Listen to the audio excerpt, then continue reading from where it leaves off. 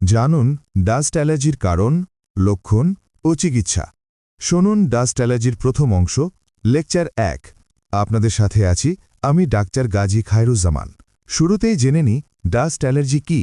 Allergy হল কিছু সাধারণ পরিবেশগত উপাদান বা পদার্থের প্রতি শরীরের রোগ প্রতিরোধ ব্যবস্থার অতি সংবেদনশীল বা অস্বাভাবিক প্রতিক্রিয়া। অধিকাংশ মানুষের জন্য ক্ষতিকর নয় এমন পদার্থ যেমন ধুলোবালি, পরাগ রেণু, নির্দিষ্ট কিছু খাবার অ্যালার্জিপ্রবণ ব্যক্তির শরীরে প্রবেশ করলে ইমিউন সিস্টেম তা হুমকি হিসেবে চিহ্নিত করে এবং প্রতিক্রিয়া সৃষ্টি করে। ডাস্ট অ্যালার্জি হল শ্বাসতন্ত্রের একটি সাধারণ অ্যালার্জিক রোগ যা মূলত ঘরের ধুলোবালিতে থাকা অ্যালার্জেনের কারণে ঘটে। চিকিৎসা বিজ্ঞানের ভাষায় এটি একটি আইজিই মধ্যস্থিত হাইপারসেন্সিটিভিটি প্রতিক্রিয়া, যেখানে শরীরের প্রতিরোধ ব্যবস্থা স্বাভাবিকভাবে ক্ষতিকর নয় এমন অ্যালার্জেনের প্রতি অতিরিক্ত প্রতিক্রিয়া দেখায়। এটি সাধারণত অ্যালার্জিক রাইনাইটিস বা ব্রঙ্কিয়াল অ্যাজমা হিসেবে প্রকাশ পায় এবং কখনো কখনো ত্বকের উপরেও উপসর্গ দেখা দিতে পারে, যেমন অ্যাটোপিক ডার্মাটাইটিস এবং আমবাত। আইজিই কি?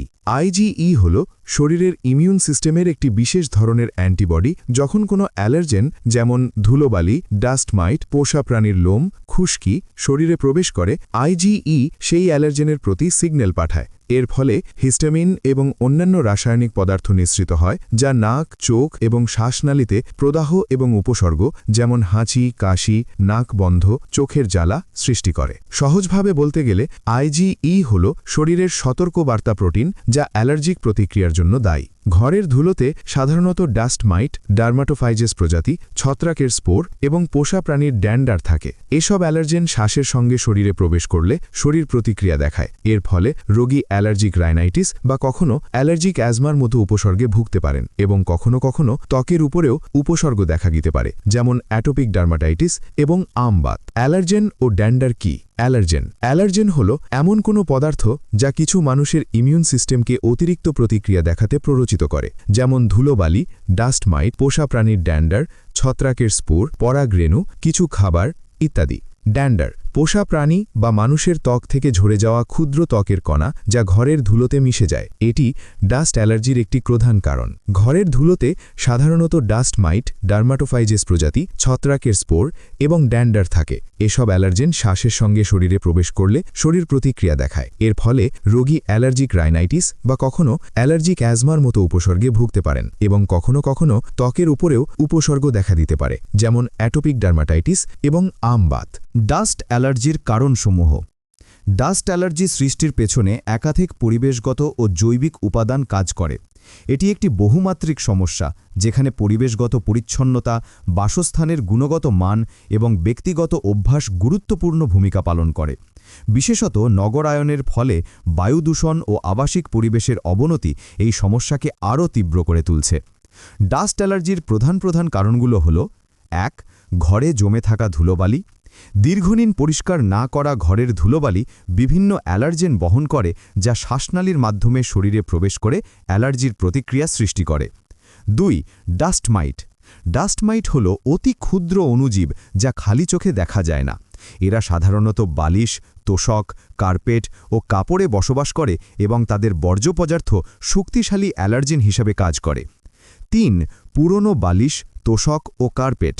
এই সব উপকরণে দীর্ঘদিন ব্যবহারের ফলে ধুলো, ডাস্ট মাইট ও অন্যান্য অ্যালার্জেন জমা হয়, যা অ্যালার্জির ঝুঁকি বাড়ায়। ৪. ছত্রাক বা ফাঙ্গাস। স্যাঁতসেঁতে ও আর্দ্র পরিবেশে ছত্রাক জন্মায়। এর স্পোর বাতাসে ছড়িয়ে পড়ে এবং শ্বাসের মাধ্যমে শরীরে প্রবেশ করে অ্যালার্জি সৃষ্টি করে। ৫. পোষা প্রাণীর লোম ও ত্বকের কণা। পোষা প্রাণীর লোম, ত্বকের ক্ষুদ্র কণা বা ড্যান্ডার এবং লালারস অ্যালার্জির অন্যতম কারণ হতে পারে। ৬. বায়ু দূষণ ও ধোঁয়া। বায়ু দূষণ, যানবাহনের ধোঁয়া, শিল্প কারখানার নির্গমন এবং তামাকের ধোঁয়া শ্বাসতন্ত্রকে সংবেদনশীল করে তোলে, ফলে অ্যালার্জির প্রকোপ বৃদ্ধি পায়। শুনুন ডাস্ট অ্যালার্জির দ্বিতীয় অংশ, লেকচার ২। এখন শুনুন ডাস্ট অ্যালার্জির লক্ষণসমূহ।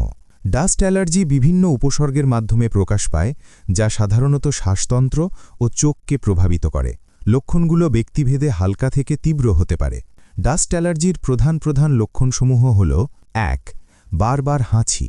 ডাস্ট অ্যালার্জির অন্যতম প্রধান লক্ষণ হল ঘন ঘন হাঁচি, যা বিশেষ করে ধুলাবালির সংস্পর্শে এলে বৃদ্ধি পায়। ২. নাক দিয়ে পানি পড়া। নাক থেকে স্বচ্ছ তরল নির্গমন রানি নোজ সাধারণত অ্যালার্জিক প্রতিক্রিয়ার একটি গুরুত্বপূর্ণ নির্দেশক। ৩. নাক বন্ধ থাকা। নাসারন্ধ্রে প্রদাহের কারণে নাক বন্ধ হয়ে যেতে পারে, ফলে শ্বাস নিতে অসুবিধা হয়। ৪. চোখ চুলকানো ও পানি পড়া। চোখ লাল হয়ে যাওয়া, চুলকানি এবং অতিরিক্ত পানি পড়া অ্যালার্জির সাধারণ উপসর্গ। ৫. গলা খুসখুসে করা। গলায় অস্বস্তি বা খুসখুসে অনুভূতি থাকতে পারে, যা মাঝে মাঝে কাশির উদ্রেক করে। ৬. শ্বাসকষ্ট। অ্যাজমার মতো শ্বাসকষ্ট। কিছু ক্ষেত্রে ডাস্ট অ্যালার্জি শ্বাসকষ্ট সৃষ্টি করতে পারে, যা অ্যাজমার উপসর্গের সাথে সাদৃশ্যপূর্ণ। ৭. কাশি, বিশেষত রাতে বৃদ্ধি পায়। শুকনো কাশি, যা সাধারণত রাতে বা শোয়ার পর বেশি অনুভূত হয়, ডাস্ট অ্যালার্জির একটি লক্ষণ। ৮. ত্বকের উপসর্গ। ত্বকে লালচে দাগ, চুলকানি, ছোট ফুসকুড়ি বা ফোলা বা আমবাতা, হাইভস বা আর্টিকেরিয়া দেখা দিতে পারে, বিশেষ করে যারা অতি সংবেদনশীল বা অ্যাটপিক স্কিন প্রবণ। ডাস্ট অ্যালার্জির লক্ষণসমূহ সময়মতো শনাক্ত করা অত্যন্ত গুরুত্বপূর্ণ, কারণ অবহেলা করলে এটি দীর্ঘমেয়াদী শ্বাসতন্ত্রের সমস্যায় রূপ নিতে পারে। ডাস্ট অ্যালার্জির হোমিওপ্যাথিক চিকিৎসা। হোমিওপ্যাথিতে রোগ নির্ণয় ও চিকিৎসার মূল ভিত্তি হল রোগীর সামগ্রিক উপসর্গ, অর্থাৎ কেবল রোগের নাম নয়, রোগীর শারীরিক, মানসিক ও পরিবেশগত বৈশিষ্ট্য বিবেচনা করে ওষুধ নির্বাচন করা হয়। ডাস্ট অ্যালার্জির ক্ষেত্রে ব্যবহৃত কিছু গুরুত্বপূর্ণ হোমিওপ্যাথিক ঔষধ সংক্ষিপ্ত লক্ষণসহ বলছি, মনোযোগ দিয়ে শুনুন। Allium cepa. এর নির্দেশক লক্ষণগুলো হল হাঁচি, বিশেষ করে যখন গরম ঘরে প্রবেশ করে, প্রচুর পানির মতো ও অত্যন্ত জ্বালাকর নাসিকাস্রাব, নাকের গোড়ায় একটি পিণ্ডের ন্যায় অনুভূতি, প্রচুর সর্দিস্রাবের সাথে মাথা ব্যথা, কাশি ও স্বরভঙ্গ, আর নাক দিয়ে পানি পড়ার সাথে সাথে থেমে থেমে হাঁচি, সর্দি, সাথে কপালে তীব্র ব্যথা, চোখ লাল হওয়া এবং চোখ দিয়ে পানি পড়া, নাক দিয়ে প্রচুর পরিমাণে পাতলা শ্লেষ্মা নিঃসরণ। এসব লক্ষণে স্যাবাডিলা। আর যদি পাতলা পানির মতো ক্ষতকারক নাসিকাস্রাব, নাক বন্ধ হয়ে যায়, হাঁচি দিলেও নাক বন্ধ ভাবের উপশম হয় না, সর্দিস্রাব, মুক্ত বাতাসে বৃদ্ধি, ঘরের মধ্যে উপশম, নাকে জ্বালা পড়া ও রক্তস্রাব, শ্বাসকষ্ট ও বুকে চাপ অনুভব, অস্থিরতা ও উদ্বেগ, পিপাসা, রাতের দিকে উপসর্গ বৃদ্ধি পায়, তাহলে আর্সেনিকাম অ্যালবাম। আর যদি নাক দিয়ে প্রচুর অঝরে সর্দি, এ সর্দি 1 থেকে 3 দিন পর্যন্ত স্থায়ী হয়, এরপরে নাক বন্ধ হয়ে যায়, ফলে শ্বাস নিতে কষ্ট হয়, মাথা ব্যথা, সর্দিস্রাব পাতলা ও পানির মতো, দেখতে ডিমের সাদা অংশের মতো হয়, তাহলে ন্যাট্রাম মিউরিটিকাম। আর যদি প্রচুর সর্দি, সাথে প্রচণ্ড কাশি ও প্রচুর শ্লেষ্মা, চোখ দিয়ে অতিরিক্ত পানি পড়া, চোখে জ্বালা, লাল ভাব, আলো সহ্য করতে কষ্ট হয়, তাহলে ইউফ্রেশিয়া। আর যদি হাঁচি, পানিতে ভিজে সর্দি হওয়া, নাকের অগ্রভাগ লাল, তীব্র ব্যথা, ক্ষতযুক্ত অবস্থা, নাক ফোলা, মাথা নিচু করলে নাক থেকে রক্ত পড়ে, ঠান্ডা ও স্যাঁতসেঁতে আবহাওয়ায় সমস্যা বাড়ে, শরীরে ব্যথা ও অস্থিরতা, পানি পিপাসা থাকে, তাহলে রাস্টক্স।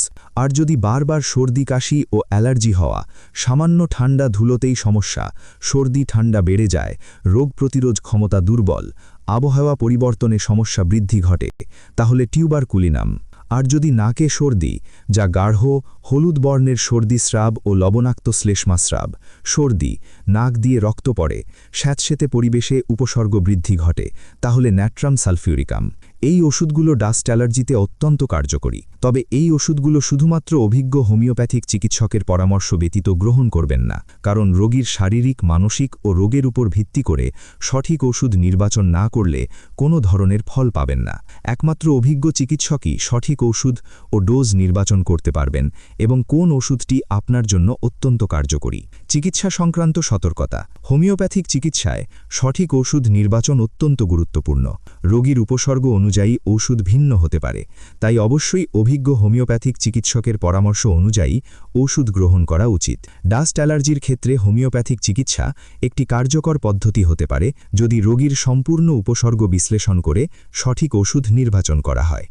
আজ শুনুন ডাস্ট অ্যালার্জির তৃতীয় অংশ ও লেকচার 3, ডাস্ট অ্যালার্জির প্রতিকার। প্রিভেনশন। ডাস্ট অ্যালার্জি প্রতিরোধের জন্য ব্যক্তিগত পরিচ্ছন্নতা ও পরিবেশগত নিয়ন্ত্রণ অত্যন্ত গুরুত্বপূর্ণ। সঠিক প্রতিরোধমূলক ব্যবস্থা গ্রহণের মাধ্যমে এ রোগের প্রকোপ উল্লেখযোগ্যভাবে কমানো সম্ভব। প্রতিরোধের উপায়সমূহ: ১. নিয়মিত ঘর পরিষ্কার রাখা। ঘরের মেঝে, আসবাবপত্র ও কোনায় জমে থাকা ধুলোবালি নিয়মিত পরিষ্কার করতে হবে, যাতে অ্যালার্জেনের পরিমাণ কম থাকে। ২. বিছানার চাদর ও বালিশের কভার পরিষ্কার রাখা। বিছানার চাদর, বালিশের কভার ও তোশক নিয়মিত ধোয়া উচিত, কারণ এসব স্থানে ডাস্ট মাইট বেশি থাকে। ৩. কার্পেট ও পর্দা পরিষ্কার রাখা। কার্পেট, পর্দা ও ভারী কাপড় সহজেই ধুলো জমায়, তাই নিয়মিত পরিষ্কার বা ধোয়ার মাধ্যমে এগুলো অ্যালার্জি মুক্ত রাখা প্রয়োজন। ৪. ধুলাবালি এড়াতে মাস্ক ব্যবহার। বাইরে বের হওয়ার সময় বা ধুলাবালিযুক্ত পরিবেশে কাজ করার সময় মাস্ক ব্যবহার করলে অ্যালার্জেন শরীরে প্রবেশ কম। ৫. ঘরে পর্যাপ্ত বাতাস চলাচল নিশ্চিত করা। ঘরের জানালা দরজা খুলে রাখা এবং পর্যাপ্ত বায়ু চলাচল নিশ্চিত করলে আর্দ্রতা ও দূষণ কম, ফলে অ্যালার্জির ঝুঁকি হ্রাস পায়। ডাস্ট অ্যালার্জি প্রতিরোধের ক্ষেত্রে সচেতনতা ও নিয়মিত পরিচ্ছন্নতা বজায় রাখা সবচেয়ে কার্যকর উপায়। দৈনন্দিন জীবনে সামান্য কিছু অভ্যাস পরিবর্তনের মাধ্যমে এই সমস্যার ঝুঁকি অনেকাংশে কমানো সম্ভব। ডাস্ট অ্যালার্জিতে নিষেধাজ্ঞা, অ্যাভয়েডেন্স। ডাস্ট অ্যালার্জি নিয়ন্ত্রণে কিছু অভ্যাস ও পরিবেশগত উপাদান পরিহার করা অত্যন্ত গুরুত্বপূর্ণ। এসব এড়িয়ে চললে উপসর্গের তীব্রতা উল্লেখযোগ্যভাবে কমানো সম্ভব, যা এড়িয়ে চলা উচিত। ১. ধুলাবালিযুক্ত পরিবেশে দীর্ঘ সময় অবস্থান। ধুলাবালি বেশি থাকে এমন স্থানে দীর্ঘ সময় থাকলে অ্যালার্জেন শ্বাসের মাধ্যমে শরীরে প্রবেশ করে উপসর্গ বাড়িয়ে দেয়। ২. পুরনো ও অপরিষ্কার বিছানা ব্যবহার। অপরিষ্কার বালিশ, চাদর ও তোশকে ডাস্ট মাইট ও ধুলো জমে থাকে, যা অ্যালার্জি বাড়ায়। ৩. ধূমপান ও ধোঁয়ার সংস্পর্শ। তামাকের ধোঁয়া ও অন্যান্য দূষিত ধোঁয়া শ্বাসতন্ত্রকে উত্তেজিত করে, ফলে অ্যালার্জির উপসর্গ তীব্র হয়। ৪. ঠান্ডা ও ধুলাযুক্ত খাবার গ্রহণ। অপরিষ্কার বা ধুলাযুক্ত খাবার এবং অতিরিক্ত ঠান্ডা খাবার কিছু ক্ষেত্রে অ্যালার্জির উপসর্গ বৃদ্ধি করতে পারে। ডাস্ট অ্যালার্জি নিয়ন্ত্রণে চিকিৎসার পাশাপাশি দৈনন্দিন জীবনে কিছু বিষয় এড়িয়ে চলা অত্যন্ত জরুরি। সঠিক অভ্যাস গড়ে তুললে এই রোগের প্রভাব অনেকাংশে কমানো সম্ভব। ডাস্ট অ্যালার্জিতে উপকারী খাবার। ডাস্ট অ্যালার্জি নিয়ন্ত্রণে কিছু পুষ্টিকর খাবার গুরুত্বপূর্ণ ভূমিকা পালন করে। এসব খাবার রোগ প্রতিরোধ ক্ষমতা বৃদ্ধি করে এবং অ্যালার্জির উপসর্গ হ্রাসে সহায়তা করে। উপকারী খাদ্যসমূহ: ১. ভিটামিন সি সমৃদ্ধ খাবার। লেবু, কমলা, আমলকি প্রভৃতি ভিটামিন সি সমৃদ্ধ খাবার শরীরের রোগ প্রতিরোধ ক্ষমতা বৃদ্ধি করে এবং অ্যালার্জির প্রতিক্রিয়া কমাতে সহায়তা করে। ২.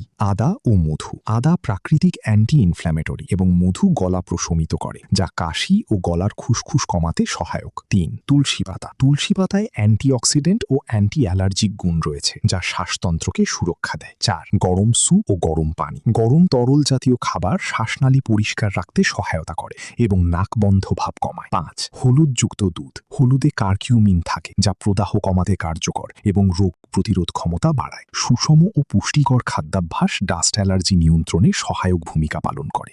নিয়মিত এসব খাবার গ্রহণ করলে উপসর্গ অনেকাংশে কমানো সম্ভব। ডাস্ট অ্যালার্জির পরীক্ষা, ডায়াগনোসিস। ডাস্ট অ্যালার্জি সঠিকভাবে নির্ণয়ের জন্য কিছু নির্দিষ্ট পরীক্ষা প্রয়োজন হয়।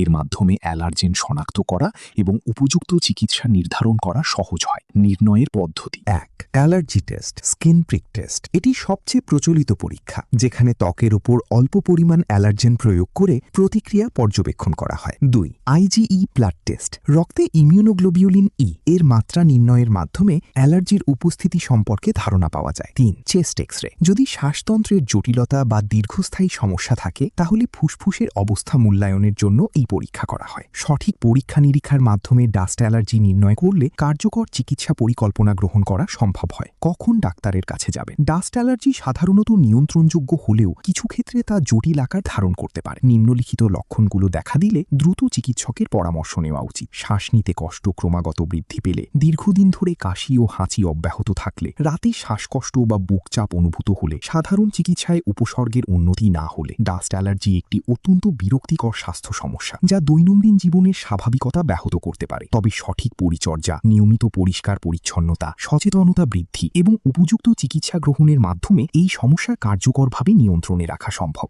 বিশেষ করে রোগীর উপসর্গ অনুযায়ী যথাযথ ঔষধ নির্বাচন করে সঠিক চিকিৎসা করলে দীর্ঘমেয়াদে এর জটিলতা এড়ানো যায় এবং জীবনযাত্রার মান উন্নত হয়।